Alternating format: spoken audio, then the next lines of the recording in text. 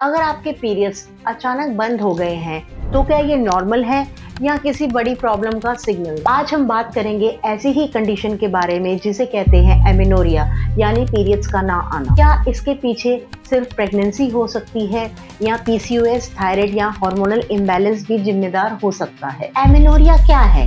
Amenorrhoea का simple मतलब है पीरियड्स का ना आना।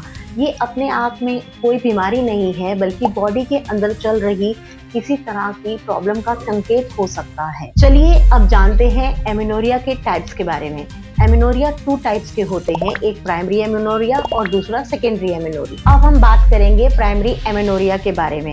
जब 15-16 साल तक किसी भी फीमेल को अगर पीरियड्स नहीं आते हैं तो ये संकेत हो सकता है हार्मोनल इम्बैलेंस का या जेनेटिक डिसऑर्डर या उनके रिप्रोडक्टिव ऑर्गन्स ठीक से डेवलप नहीं हो रहे हैं। अब हम बात करते हैं सेकेंडरी एमेनोरिया के बारे में। जब पीरियड्स नॉर्मल आ रहे हैं और 3 महीने या उससे ज़्यादा बंद हो जाते हैं तो ये सेकेंडरी एमेनोरिया का कारण बन सकता है।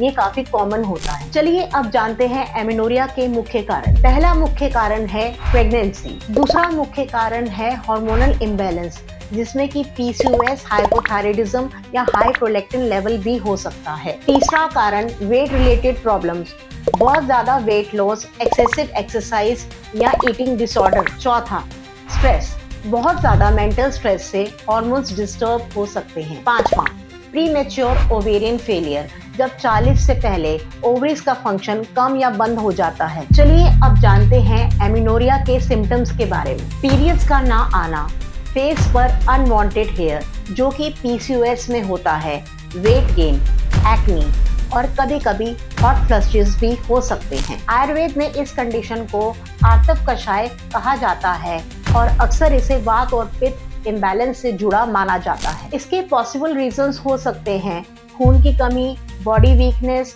मेंटल स्ट्रेस और डाइजेशन का कमजोर होना। अब बात करते हैं कि एमेनोरिया का डायग्नोस कैसे किया जाता है। सबसे पहले प्रेगनेंसी टेस्ट, हार्मोन थेरेपी जिसमें कि आप एफएसएच, एलएच, प्रोलैक्टिन या थायराइड हार्मोन का टेस्ट कर सकते हैं और जरूरत पड़ने पर एमआरआई या अल्ट्रासाउंड किया जाता है। चलिए अब बात करते हैं इसकी ट्रीटमेंट के बारे में।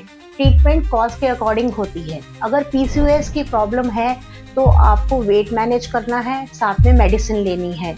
अगर स्ट्रेस की प्रॉब्लम है तो लाइफस्टाइल चेंजेस, हार्मोन की प्रॉब्लम है तो हार्मोन थेरेपी और आपको थायराइड की प्रॉब्लम है तो थायराइड की ट्रीटमेंट आप ले सकते हैं। प्रिवेंशन के लिए क्या करें? हेल्दी डाइट, रेगुलर एक्सरसाइज, अपना बीएमआई लेवल मेंटेन करें, स्ट्रेस को कंट्रोल करें और रेगुलर गायनी से चेकअप करवाते रहें। क्या एमेनोरिया डेंजरस हो सकता है? अगर आपको लंबे समय तक पीरियड्स ना आए तो इनफर्टिलिटी का रिस्क बढ़ सकता है, बोन डेंसिटी कम हो सकती है और हार्मोनल इम्बैलेंस बहुत ज़्यादा बढ़ सकता है। अगर आपको 3 महीने या उससे ज़्यादा पीरियड्स ना आए तो आप इसे इग्नोर ना करें, सही डायग्नोस करके ट्रीटमेंट लें जो आपको फर्दर कॉम्प्लिकेशन से बचाने में मदद कर सकता है। अगर आपको हमारी जानकारी यूजफुल लगी हो तो हमारे चैनल को लाइक, सब्सक्राइब और शेयर करना ना भूलें।